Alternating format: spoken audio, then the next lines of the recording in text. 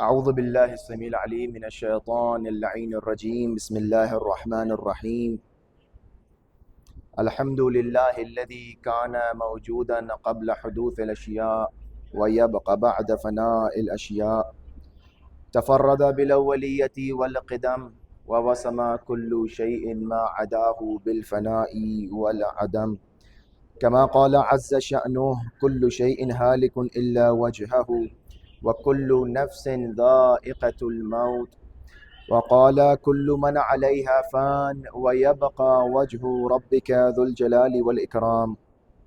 سبحان من لا يخفى عليه اختلاف النيات ولا يعذب عنه معاصي العباد في الخلوات. سبحان الله الذي منه خلقة العباد وإليه المعاد. فمن يعمل مثقال ذرة خيرا يراه ومن يعمل مثقال ذرة شرا يراه. نشهد أن لا إله إلا هو الملك الذي لا ينازع في ملكه ولا يضاد في حكمه. يعذب من يشاء بما يشاء كيف يشاء ويرحم من يشاء بما يشاء كيف يشاء. تعذيبه المسيئين عدل وعفوه تفضل. ونشهد أن محمدا سيد المرسلين والمنذرين صلى الله عليه وآله الهداة المهديين. من ركب سفينتهم نجا واهتدى ومن تخلف عنها ضل فغرق وهوى. أوصيكم عباد الله بالاعتصام بالتقوى فإنه حبل متين وعروة وثقى. أوصيكم والنفس بتقوى الله ونظم أمركم. I advise you all and myself to fear Allah subhanahu wa ta'ala and to organize our affairs. Imam Ali Amir al-Mu'minin alayhi salatu wassalam in his sermon says: فَالْمُتَّقُونَ فِيهَا هُمْ أَهْلُ الْفَضَائِلِ منطقهم الصواب وملبسهم الاقتصاد ومشيهم التواضع. غضوا أبصارهم عما حرم الله عليهم ووقفوا أسماعهم على العلم نافع لهم. These are the words from the sermon, the famous sermon that we were discussing, and we are being discussing this since past 4 weeks. This is the fifth week. And Imam Ali ﷺ describes the qualities of those who are pious, of those who are God-fearing. And why Imam is describing all this and why we are discussing all this, so that we also may attain and try to attain such qualities. Now the last two qualities in this phrase, Imam says, these people, these God-fearing people are those غَزْلُوا أَبْصَارَهُمْ, they close their eyes and they shut their eyes. عَمَّا حَرَّمَ اللَّهُ عَلَيْهِمْ, they do not see what Allah subhanahu wa ta'ala has forbidden for them. They shut their eyes, they close their eyes, and they do not see what is unlawful for them. وَوَقَفُوا أَسْمَاعَهُمْ عَلَى الْعِلْمِ النَّافِعِ لَهُمْ, and they only put their ears on those talks, on those issues which are beneficial to them. They only listen to the knowledge which is beneficial to them, which is going to benefit them. Therefore, they do not look here and there which is unlawful, and they do not listen to everything. These are again the two main qualities that Imam ﷺ refers to.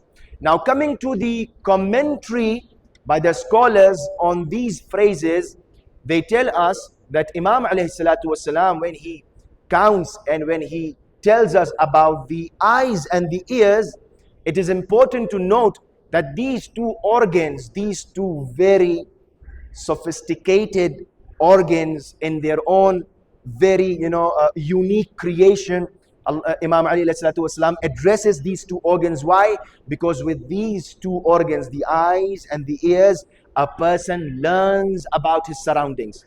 A person learns, gains information about what is going on around him. Yes, tongue is also important, that we discussed during the previous sermon. But Imam Ali ﷺ in this part, Imam mentions eyes and the ears, which is again very important organs, and these two things are a great blessing.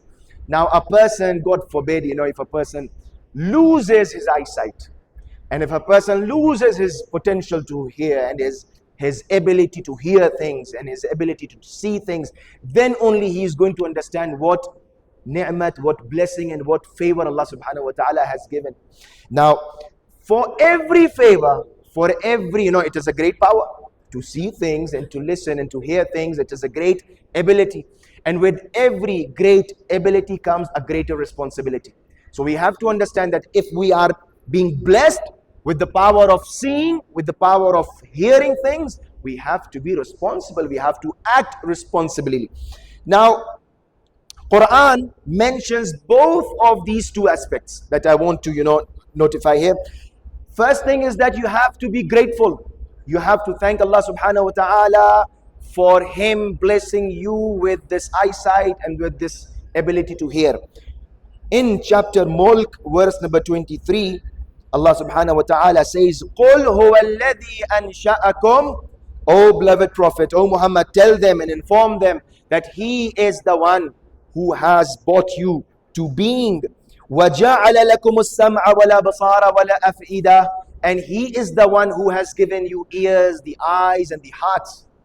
Allah subhanahu wa ta'ala is the one who has blessed you with these abilities, the ear, the eyes and the heart.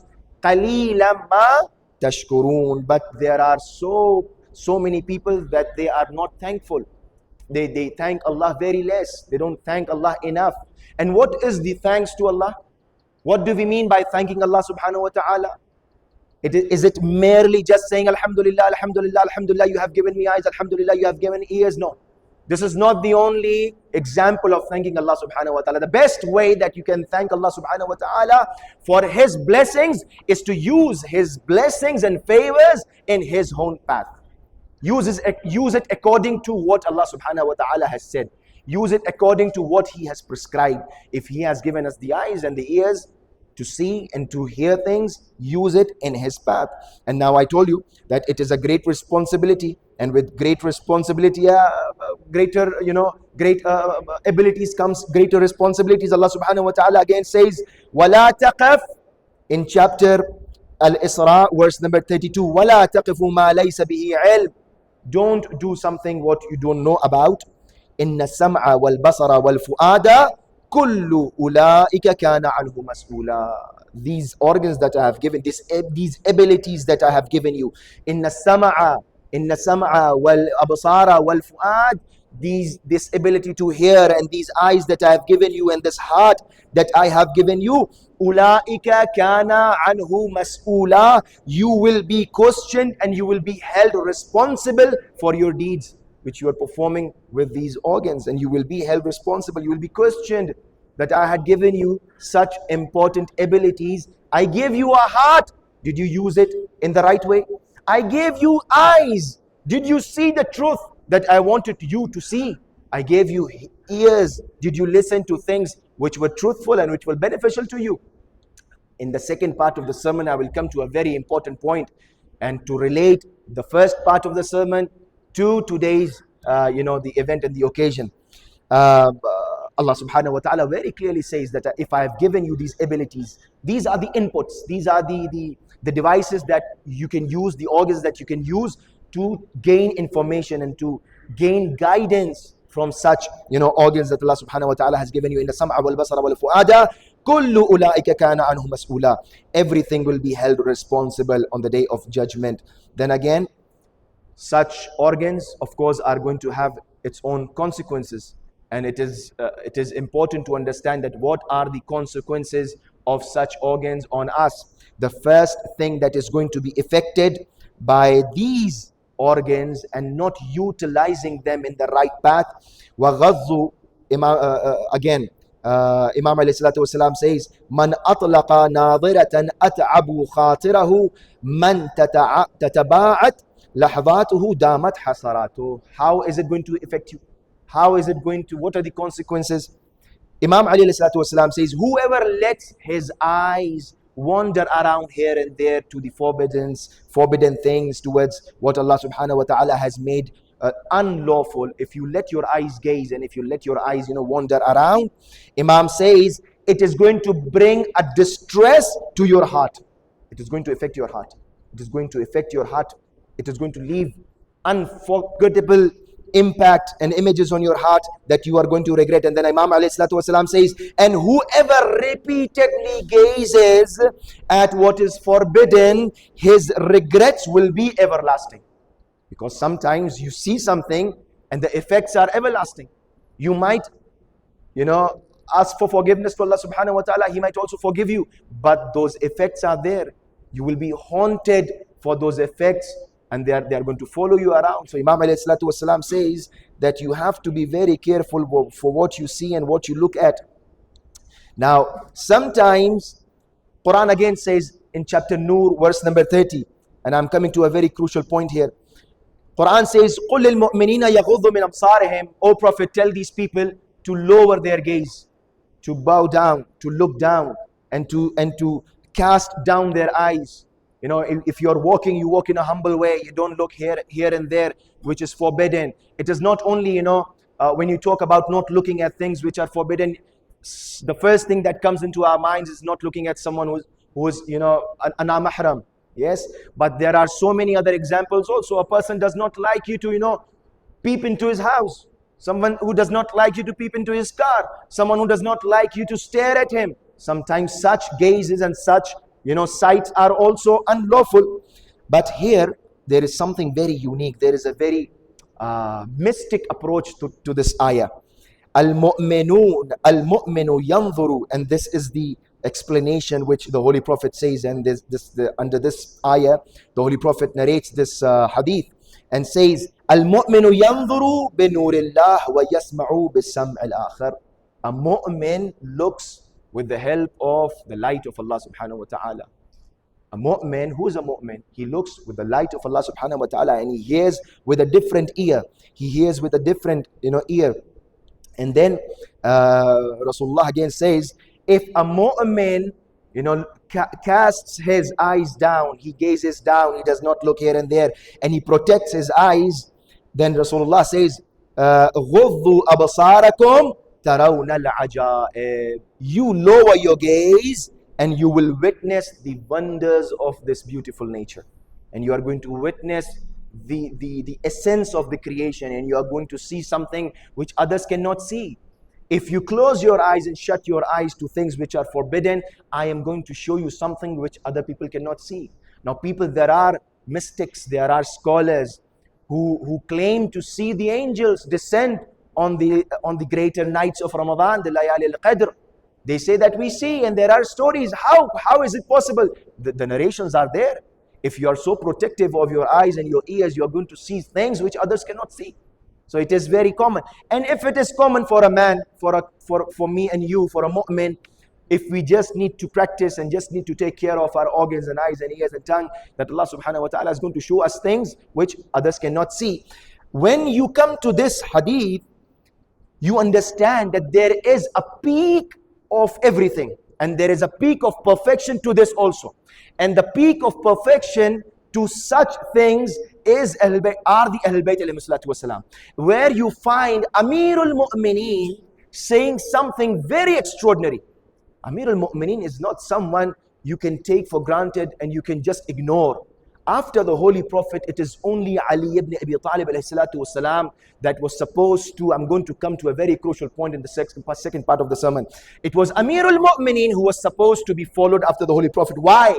There are many examples. One of those things which is related to our discussion today. Amir al-Mu'mineen says, when a mu'min, remember, don't say you are exaggerating. Rasulullah says, a mu'min can see the angels descend. A mu'min can see ajaib. I'm going to let a mu'min, if he is careful enough with his eyes and ears, I will show him the ajaib, the things which are the wonders of the nature. Amir al-Mu'mineen says, I was with the Holy Prophet, and this is there in Nahjul Balagha. I was with the Holy Prophet, and the first time ever when the revelation was, that the angel was descending, Hazrat Amir, he says, Ara nur al-wahyi wal-risala. Ara nur al-wahyi wal-risala. I was witnessing the light of revelation and prophethood. I could see the light of revelation. That means there is a light of revelation. There is a light of prophethood. There is a light to it. There is something other than, things which we see. which we don't see, which Amir al-Mu'minin is witnessing. And he sees Ara, and he says, Ara nur al-wahy wa risala. I saw and I see the light of revelation and the prophethood. Then he says, wa ashammu riha an-nubuwwah, and I could smell the fragrance of prophethood. Imam Ali says, these are different organs. These are not the organs that we have. These are not ordinary organs that we talk about. This is Ali ibn Abi Talib talking about himself and telling us that, if I'm telling you in Khutbatul Mutaqeen, behave like this, then I am at the peak of all of these qualities. Amir al-Mu'minin says, Ashummu riha an-nubuwwah. I could smell, I could sense the fragrance of prophethood. And then Amir al-Mu'minin says, وَلَقَدْ سَمَعْتُ رَنَّةَ الشَّيْطَانِ. He is listening to things that we cannot listen. Amir al-Mu'minin says, وَلَقَدْ سَمَعْتُ رَنَّةَ الشَّيْطَانِ هِينَ نَزَلَ الْوَاحِي. And I heard the cry of the Satan when the revelation was being, revealed. Then Amir al-Mu'minin says, فَقُلْتُ يَا رَسُولُ اللَّهِ مَا هَذِهِ الرَّنَّةِ. O Holy Prophet, what is this cry? What is this sound that I am hearing? The Holy Prophet replied, O Ali, this is the cry of the Satan who is becoming hopeless by seeing such revelations. And then the Holy Prophet says, Ya Ali, innaka tasma'u ma asma' wa tara ma ara. O Ali, and this is the most important thing that I want to quote here regarding seeing and hearing and listening about mu'mineen. This is Ali ibn Abi Talib we are talking about. The Holy Prophet says, Oh Ali, listen to this, my dear mu'mineen, and go out, spread this word to your friends and family members, your friends who are common, who share your faith, and even people who do not share the same faith as you have. Go tell them, Rasulullah said, Oh Ali, innaka tasma ma asma' Watara ma'ara. Oh Ali, you hear things what I hear, and you see things what I see. This is Ali ibn Abi Talib alayhi salatu wasalam. We should have followed, the whole ummah should have followed someone who sees what the Holy Prophet sees, and who listens to and who hears what the Holy Prophet hears. You cannot go on selecting someone who has no resemblance to the Holy Prophet. You cannot go on asking someone that I'm going to follow you after the Holy Prophet who does not resemble the Holy Prophet, who cannot sense what the Holy Prophet sees and who cannot sense what the Holy Prophet hears. It is Amir al-Mu'mineen, and it is not Ali who is saying, I can see what the Holy Prophet can see and I can hear what the Holy Prophet says. Ali, you can see what I see and you can hear what I hear. Therefore, we want someone to lead us like the Holy Prophet, who can see what the Holy Prophet sees, who can hear what the Holy Prophet hears. With these few words, I would like to end here, and then inshallah, in the next second part of the sermon, I will again continue with an important topic. Inna ahsan al-hadith wa ablagh al-maw'idha kitab Allah. أعوذ بالله من الشيطان الرجيم بسم الله الرحمن الرحيم إن أحسن الحديث وأبلغ الموعظة كتاب الله بسم الله الرحمن الرحيم إنا أعطيناك الكوثر فصل لربك وانحر إن شانئك هو الأبتر صدق الله العلي العظيم.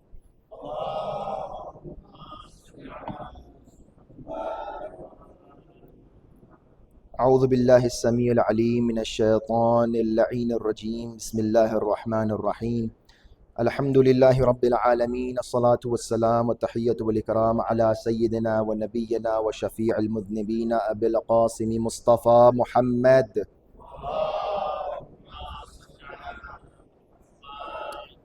وأهل بيته الطيبين الطاهرين المعصومين المظلومين لا سيما حجة بن الحسن المهدي عجل الله تعالى فرجه الشريف. As you all know that today is the 13th of Jamadi al-Ula. This is one of the dates which is famous for the martyrdom of the only daughter of the Holy Prophet, Lady Zahra Salamullah alayha. And the other date which is said to be again the date of martyrdom is the 3rd of Jamadi al-Thaniya. So there is 13th of Jamadi al-Ula, which is today, and there is 3rd of Jamadi al-Thaniya, which is going to come. Now, I extend my heartfelt condolences to the whole Muslim Ummah on such a day which is full of grief, which is full of sorrow, and which is full of some type of regret towards the Islamic Ummah. Why? Let me just quote a short story, a narration, a report which is connected to our previous sermon also and today, this occasion. One day, the Holy Prophet was in his house, and a blind man came, and an old blind man came to the house and asked the Holy Prophet his questions. And Lady Zahra Salamu Alaiha was there. And as soon as she sees the blind man enter the house, she went behind the curtain and she went hiding. When the blind man went, the Holy Prophet asked, "My beloved daughter, why did you go and hide yourself behind the curtain? While you knew that this man is blind, he cannot see you, and it was not necessary for you to observe hijab because he cannot see you." So what we are talking about? We are talking about the sermon of Amir al-Mu'mineen, where he says, وَغَضُّ أَبْصَارَهُمْ. The pious people, they refrain from seeing something which is forbidden. Lady Zahra Salamu Alaiha replies back and says, "My beloved father, I know that he was blind, but it is not only haram for men to look at non-mahram women, but it is also forbidden for the ladies to look at non-mahram men. So I know he cannot look at me, but I can look at him. So I went inside to hide myself." And this is the point where the Holy Prophet says, and he became happy and became glad. And again, the Holy Prophet said and repeated his words, that "Ashhadu annaki bada'atum minni." This is what again the Holy Prophet says, "Truly you are my part." And the whole hadith is like this, that the Holy Prophet says, "Innama Fatimatu bada'atum minni." Surely Fatima is a part of me, is my part. "Man aghdabaha faqad aghdabani." One who angers Fatima angers me. "Faman adaha faqad adani." One who hurts her hurts me. "Waman adani faqad adallah." And one who hurts me ends up hurting Allah subhanahu wa ta'ala. And this is the amount of respect, love, care that the Holy Prophet showed towards who? The only daughter of the Holy Prophet. The Holy Prophet, how he respected the daughter of him, the Holy Prophet respected in a way that no one ever. This was not the love of a father towards a daughter. Remember this. This was a love of a prophet for someone who is going to lead the ummah after him. It was not only Imam Ali والسلام. I don't have much time to go and reflect on these issues. But just remember, the Holy Prophet is saying, and we have a hadith. This hadith is in the traditions of our brothers, the Sunni brothers, in their books, narrated by Aisha. She says that I used to see, كلما كانت دخل عليه. Whenever the Lady Fatima used to enter in the presence of the Holy Prophet used to rise up and walk towards Lady Zahra Salamu Alaiha in her honor to welcome her. كلما دخلت قام إليها. The Holy Prophet used to stand up and walk towards her and welcome. فأقبلها. Used to hug her, used to welcome her. وَأَجْلَسَهَا فِي مَجْلِسِهِ.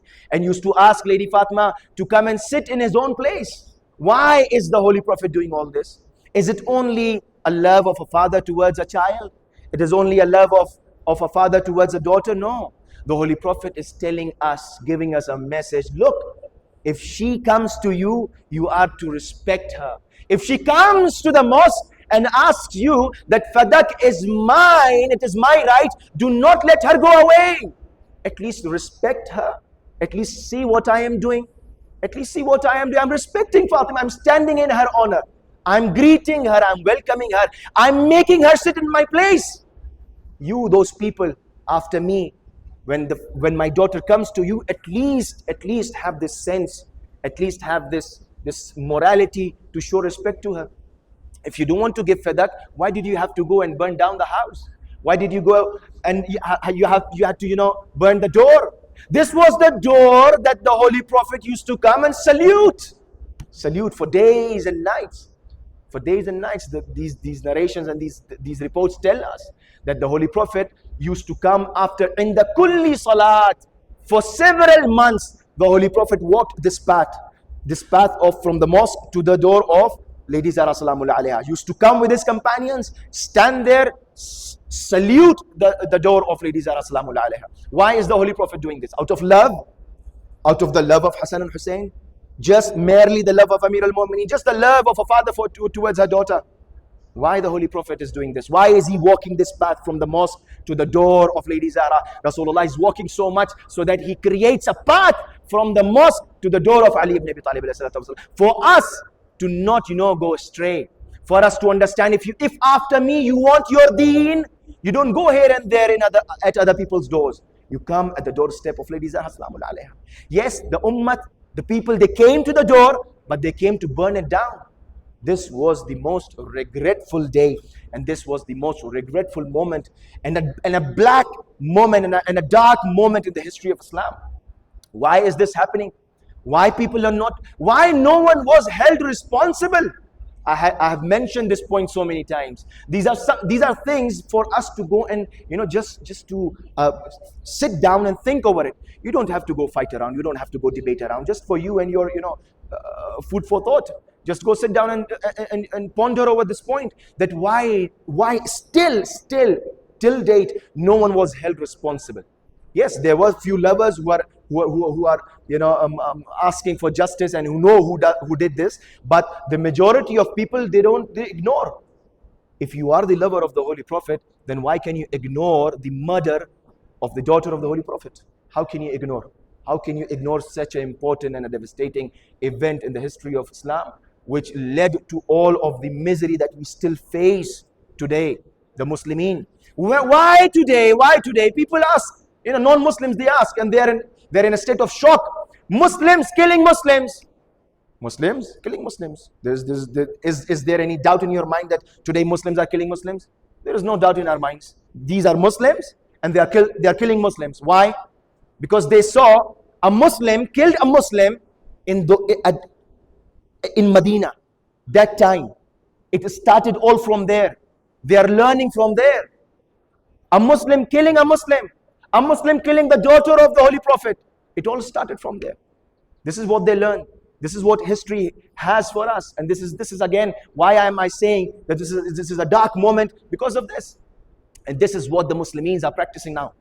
And this is what this event gave the legitimacy to these people today to kill Muslimin in the name of Islam.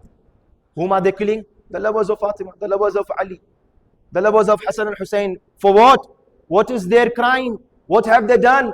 How they have wronged you? They are just the lovers of Ali ibn Abi Talib and the household. Because they stand against and they stand in the face of those tyrants who wants to usurp the rights of Ahlul Bayt alayhim salatu wasalam. And this is unfair. This is injustice. This is something that every Muslim needs to understand and stand up against. May Allah subhanahu wa ta'ala enlighten our hearts and minds with the sayings of Ahlul Bayt alayhim salatu wasalam, and may Allah subhanahu wa ta'ala hasten the reappearance of the Imam of our time to avenge the death and the martyrdom and the murder of his beloved mother, Mom, Lady Zahra Salamullah alayha. Inna ahsan al-hadith wa ablagh al-maw'idha kitab Allah. Bismillah ar-Rahman ar-Rahim. Alhamdulillahi Rabbil Alameen. والصلاة والسلام وتحية والإكرام على نبينا بالقاسم مصطفى محمد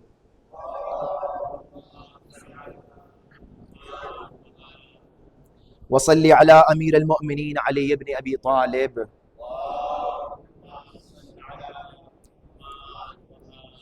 وصلي على فاطمة الزهراء سيدة نساء العالمين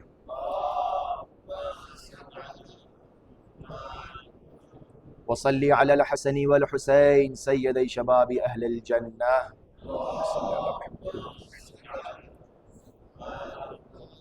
وعلى علي بن الحسين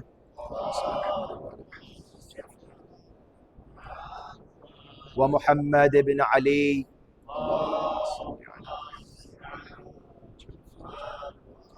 وجعفر بن محمد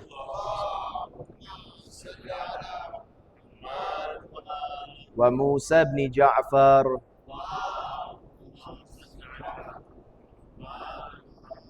وعلي بن موسى اللهم صل على محمد وآل محمد ومحمد بن علي اللهم صل على محمد وآل محمد وعلي بن محمد محمد والحسن بن علي اللهم صل على محمد والحجة بن الحسن القائم المنتظر المهدي عجل الله تعالى فرجه الشريف